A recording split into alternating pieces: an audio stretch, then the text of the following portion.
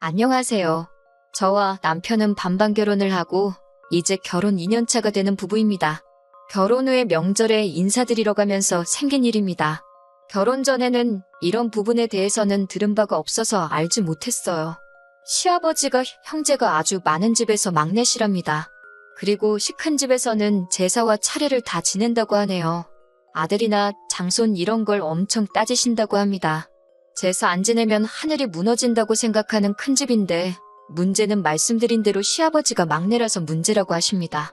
그래도 막내라고 장손이신 남편의 큰아버지만큼은 아니지만 집안에서 조금 투자를 해주셨다나 봐요. 그래서 시아버지는 서울에서 공부도 할 수 있었다고 합니다. 시어머니도 아버님께서 서울에서 대학 공부하던 시절에 만나게 되었고 결혼까지 하게 되었다고 하고요.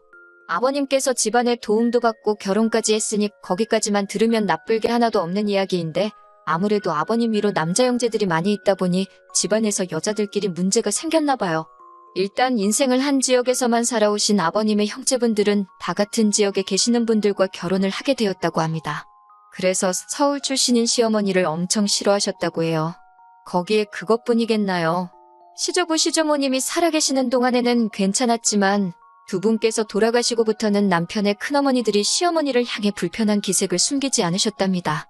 다른 지역에서 왔다고 싫어하고 또 첫째 큰시아버지를 제외한 나머지 형제들은 우리 아버님에 비해 집안의 지원이나 그런 걸 하나도 받지 못하셨으니 그걸 가지고 또 형제들끼리 이간질도 하셨나 봐요. 그러면서 명절이나 제사 같은 게 있으면 며느리들이 힘을 합쳐서 우리 시어머니한테만 모든 힘들고 고된 일들을 몰아주고 그렇게 못살게 구셨답니다. 하지만 시아버지는 막내다 보니 형님들을 등에 업고 있는 큰어머니들을 혼자 당해내지 못하셨고 그렇게 한동안 어머님이 고생을 하셨다고 해요. 그러다가 어머님이 더는 참지 못하겠다고 말하고 그렇게 시부모님은 고향을 떠나서 서울로 상경을 하셨다고 하네요. 그랬기에 시어머니는 더 이상 시어머니의 시댁 식구들에게서 벗어날 수 있었지만 아버님은 형제들과 등을 지게 되었다고 합니다. 뭐 여기까지 들으면 아무 문제도 없고 어머님이 100번 잘하신 일인데 문제는 저희가 결혼을 하고부터입니다. 사실 아버님이 형제들과 완전히 척을 지고 연을 끊고 살았던 게 아니라 아버님 혼자서 몰래몰래 형제들과 연락을 하면서 지냈다고 합니다. 사실 저희 결혼식에도 아버님께서는 당신 형제들을 초대하고 싶으셨나 봐요. 하지만 어머님이 못 부르게 하셔서 못했다고 합니다. 보통 명절에는 시댁이나 친정이나 다 서울에 있다 보니 하루씩 날을 잡아서 양가에 다녀오고 있어요. 나머지 연휴는 집에 돌아와서 쉬고 있고요. 그 외에도 생신이나 어버이날 같이 자잘한 행사들도 챙기고 있습니다. 그런데 지난 설날에는 아버님께서 저희를 부르시더니 충격 선언을 하시더라고요. 올 추석부터는 큰 집에 가겠다고 하시면서요. 아버님에게 큰 집이니까 저한테는 시큰 집이죠. 앞서 설명드린 대로인데 어머님도 아버님한테 그게 무슨 소리냐고 하면서 당신 미쳤냐고 하는 겁니다.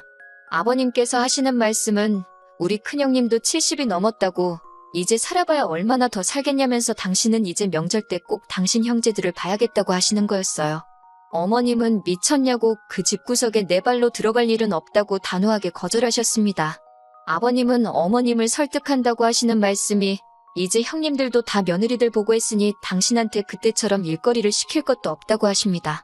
큰형수님이 진두지휘하고 며느리들이 다 알아서 하니까 당신은 거기 가서 차려놓은 음식만 맛있게 먹고 오라는 거예요.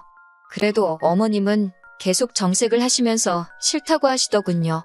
제가 시집살이를 겪어본 건 아니지만 자초지종을 알고 있는 제가 볼 때 어머님한테는 그 당시가 얼마나 안 좋은 기억이었는지 이해가 가는 정도였습니다. 하지만 아버님은 계속해서 그 집을 나온 이후로 부모님 제사도 한 번 안 드려보고 묘에도 가본 적이 없다고 하시면서 그런 자기 속은 어떻겠냐고 말하며 어머님 보고 참 이기적이라고 하시더군요. 아무튼 두 분이서 분위기가 험악해지니 덩달아서 저희도 그 자리가 불편해졌어요. 어머님은 아버님하고 점점 언성이 높아지다가 방에 들어가서 드러누우셨고 아버님은 거실에서 담배만 계속해서 뻐끔뻐끔 피워대셨습니다. 평소라면 하룻밤 자고 아침 일찍 친정으로 출발을 했을 텐데 그날은 저녁 식사도 하기 전에 자리를 떠야만 했습니다. 그만큼 그 자리에 있기도 불편한 시간이었어요. 돌아오는 차 안에서 운전하는 남편에게 어머님이 참 안 되셨다는 이야기를 했는데 돌아온 남편의 반응이 예상 외였습니다. 저보고 시댁에서 그랬으면 안 된다고 하는 거예요. 뭘 그랬으면 안 되냐고 무슨 말이 하고 싶은 거냐고 물었더니 아버님하고 어머님이 그런 일로 싸우고 있는데 어떻게 아무 말도 안 하고 가만히 있냐고 하는 거예요. 부부싸움은 칼로 물베기라는데 친구 부부가 싸우는 것도 아니고 시부모님이 싸우는 건데 그걸 내가 무슨 수로 말리냐고, 그러는 너는 뭐 했냐고, 자기도 가만히 있었으면서 집안 분위기 험악해진 게 왜 내 탓이냐고 한마디 했습니다. 저는 남편이 저한테 뭘 기대한 게 아니라 자기 부모님이 싸우는 모습을 보여줘서 짜증이 나서 저러는 줄 알았는데 그게 아니었어요. 남편은 저보고 어머님이 왜 큰 시댁을 그렇게 싫어하게 된 건지 자기가 자초지종을 다 이야기해주지 않았느냐 하면서 그 자리에서는 제가 어머님을 안심시켜줬어야 한다는 거예요. 그러니까 어떻게 안심을 시켜드리냐, 그걸 내가 무슨 수로 어떻게 해야 하는 거냐 따지니 아버님이 하신 말씀 못 들으셨냐고, 며느리들이 다 집안일을 하고 있다는 말에 제가 어머님한테 가서 큰집 가서 일은 제가 다 하면 되니까 어머님은 걱정 말고 쉬고만 계시면 된다고 했으면 좀 좋았냐고 하는 거예요. 다른 사람도 아니고 남편이 그런 말을 했다는 게 정말 이해가 되지 않았습니다. 그러니까 지금 저보고 일면식도 없는 남편의 큰집에 가서 제사 준비하고 전 부치고 그래야 한다고 말하는 거잖아요. 제가 제대로 들은 게 맞냐고 물으니 남편이 자신있게 맞다고 합니다. 그러면서 자기 기분도 제가 이해해줘야 한다는 거예요. 자기도 당당하게 친척형 누나들과 같이 시간을 보내보고 싶다고, 학연지연 혈연이라는데 혹시 아냐고 하면서 나중에 자기 형제들이 저를 도와주게 될 일도 있지 않겠냐고 하는 겁니다. 그러니까 아내인 제가 내조를 해야 하고, 나아가서는 제가 남편의 큰집에 가서 전 부치고 제사 준비하면서 고생하는 게 그동안 형제들과 떨어져 지내야 했던 아버님을 위해서 할 수 있는 가장 큰 효도이고, 큰집에 가는 걸 두려워하는 어머님을 위한 효도라고 하는 거예요. 솔직히 진짜 어이가 없었습니다. 솔직히 어머님께서 아버님 말씀대로 앞으로는 큰집에 가시겠다고 결정을 한다고 쳐도 그 집에 제가 따라가야만 하는 무조건적인 이유는 없는 거나 마찬가지잖아요. 그래서 남편한테 어머님 아버님이 거길 가셔도 큰집에 내가 왜 따라가야 하냐고, 전 그러면 너가 친척 형제들한테 언제 도움받아야 할 일이 있을지도 모르니 어머님을 설득해서 큰집에 보내라고 했어요. 저는 빼고 말이죠. 그랬더니 너는 왜 빠지려고 하냐고, 명절날 시부모님이 큰집에 가 계시면 당연히 우리도 거기로 가야 하는 거 아니냐고 하는 겁니다. 나는 일면식도 없는 당신 친척들 사이에서 눈칫밥 먹으면서 일만 하다가 오고 싶지 않다. 맞벌이 하는 것도 힘들어 죽겠는데 연휴라고 1년에 몇 번 있지도 않은 거, 먼 길 가서 일만 더 하다 오고 싶지 않으니 그렇게 가고 싶으면 혼자 가라고. 저는 집에서 쉬겠다고 했습니다. 그러니까 저보고 왜 이렇게 이기적이냐면서 우리 반반 결혼했는데 명절에 시부모님을 안 보겠다고 하는 거냐입니다. 반반 결혼했으니 양가에 똑같이 해야 한다면서 저보고 명절에 시부모님 따라 큰집에 가지 않으면 앞으로 저도 친정에 갈 생각을 하지 말라는 거예요. 그게 공평하다고 하면서 말이죠. 그게 말이냐고 아니면 방구냐고 조금만 생각해서 말하라고 한마디 했습니다. 저도 큰집 있다고, 그런데 나는 어릴 적 이후로 큰집에 다녀온 적도 없고 안 다녀서 별 문제도 없다고 했어요. 반반 결혼했다고 공평한 거 불공평한 거 따지지 말라고, 전 그러면 시부모님이 큰집 다녀오시고 돌아오신 날에 시댁에서 보자고 했습니다. 그러면 친정부모님도 뵙고 시부모님도 뵙고 공평하게 똑같은 거 아니겠냐고 말이죠. 그렇게 말하니까 아무 말도 하지 못하더라고요. 한참 끙끙대면서 아무 말도 못하고 운전대만 잡고 있던 남편이 너는 어쩜 사람이 그렇게 계산적이냐고 하면서 저보고 조금도 손해볼 줄 모른다고 합니다. 아버님이 그렇게 원하고 남편도 그렇게 원하면 조금 손해보더라도 그렇게 따라줘야 하는 거 아니냐고, 그게 며느리고 아내로서 해야 할 도리가 아니냐고 하는 거예요. 그러면서 지금이야 똑같이 반반 결혼해서 이러고 있지만 앞으로 자기가 회사 다니면서 벌어오는 월급은 저보다 더 높아질 것이고, 심지어 저는 아이가 태어나면 회사를 그만둬야 할지도 모르는데 그때 가서도 공평 불공평 이야기를 하겠냐고 하는 겁니다. 자기였다면 친정부모님이 같은 상황이었으면 이것저것 생각 안 하고 다 해드렸을 거라고 하면서요. 진짜 너무 열받아서 운전하고 있는 남편 손목을 꺾어서 핸들을 뒤집어 버릴까도 싶었는데 그러면 저까지 위험하니 그렇게까지 하지는 않았습니다. 남편한테 당장 보이는 휴게소에 차를 세우라고 했어요. 그리고 차 세워놓고 남편한테 한바탕 소리를 질렀습니다. 저보고 계산적이라고 했냐고, 손해보는 일 안 한다고 했냐고 따졌어요. 남편은 지금 너가 하는 게 그렇지 않냐, 너 좋은 것만 하려고 하고 싫은 건 안 하려고 하지 않느냐고요. 그래서 지금 내가 손해를 안 보려고 한다고 말을 꺼낸 건 앞으로 시 큰 집에 가게 되는 게 나한테 손해라는 걸 너도 알고 있어서 그러는 거 아니냐고 한마디 했더니 또다시 앞을 쌓는 표정으로 아무 말도 하지 못하더라고요. 그리고 월급 이야기가 나와서 말인데 내가 애가 태어나서 회사를 관두게 되는 건 또 뭐가 문제냐고 했습니다. 남이 자식 키우는 것도 아니고 우리 애 때문에 그러는 건데 너는 그걸 계산하는 거냐고요. 그러면 차라리 잘 됐다고 내가 대신 배불러서 애는 낳아줄 테니까 키우는 건 너가 하라고 했어요. 그러면 나도 커리어 안 끊기고 회사 계속 다닐 수 있고 내 월급도 계속 늘어날 테니까 아버님 따라 큰 집 안 가는 것도 공평한 일 아니냐고요. 남편은 쩔쩔매면서 아무 말도 못하고 있더라고요. 그러더니 저한테 하는 말이 글쎄 자기 친구들 와이프는 남편이 가자면 다 따라간다는데 너는 왜 그러냐고 소리를 치더군요. 그래서 네 친구들 와이프들도 반반 결혼했냐고. 내 친구들은 다 남편이 집 해오고 해왔는데 큰 집은커녕 명절에 시댁에도 안 간다더라고. 그러면 우리 반반 결혼한 거 돈으로 돌려주고 대출 없이 집 한 채 해오라고 했습니다. 지원받은 거는 친정부모님께 돌려드리고 그렇게만 해주면 나도 큰 집이건 큰 집 할아버지 집이건 다 따라가 주겠다고요. 어디서 자꾸 자기는 한 것도 없으면서 공평한 거랑 권리만 찾고 있는지. 아버님 생각에 효자가 되고 싶은 건 기특하지만 어머님도 싫다고 하시고 나도 싫다고 하는데 왜 반쪽짜리 효자의 모질이 남편이 되려고 스스로 저러는지 정말 이해가 되지 않았습니다. 끝끝내 미안하다, 잘못했다, 자기가 잘못 생각했다 사과 한마디도 없고 억울한 표정만 하고 있는 남편을 보니까 정말 어이가 없었어요. 그래서 당장 차 돌려나가서 시부모님 댁으로 다시 가자고 했습니다.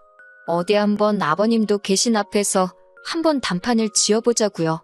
남편은 이만큼이나 왔는데 뭐하러 다시 가냐고 그제서야 대답을 했지만 제가 남편 하는 말 싹 다 무시해버리고 그냥 시댁으로 다시 가자고 했습니다.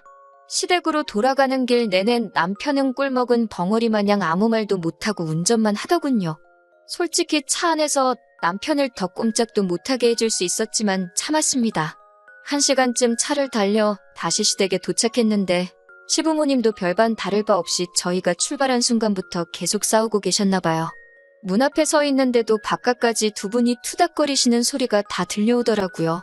저희가 문을 열고 다시 들어오니 두 분은 니들이 왜 다시 또 왔냐는 듯이 의아해 하셨습니다. 그래서 두 분 앞에 남편을 끌어다 앉히고 남편한테 아까 나한테 한 말 다시 한번 해보라고 했습니다.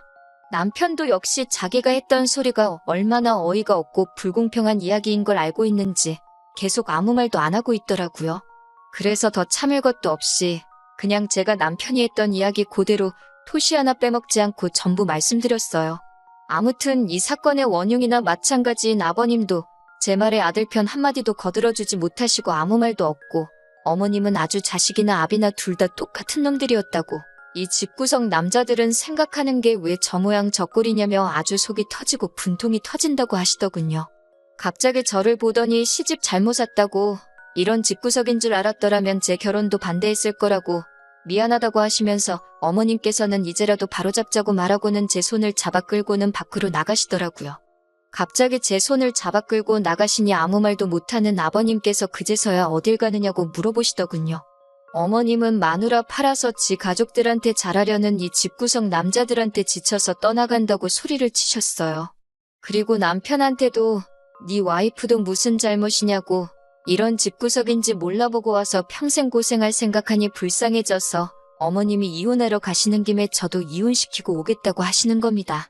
당신 큰형님 살아봐요. 얼마나 살긴 요새 100세 시대라는데 앞으로 30년은 더 사시는 거 아니냐고 우리 며느리 아무것도 모르고 시집와서 60살이 될 때까지 그 집에서 막내 며느리라고 나처럼 식모대우 당하면서 잡이라는 거 대물림 시킬 바에야.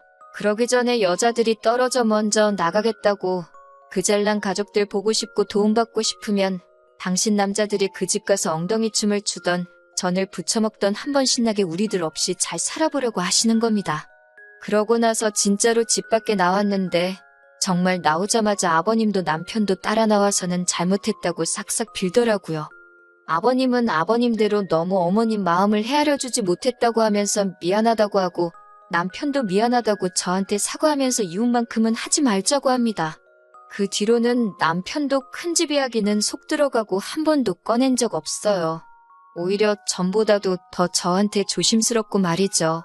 공동의 목적이 있어서 제 편을 들어주셨지만 어머님 덕분에 남편이 이젠 더 이상 저한테 찍소리도 하지 못하네요.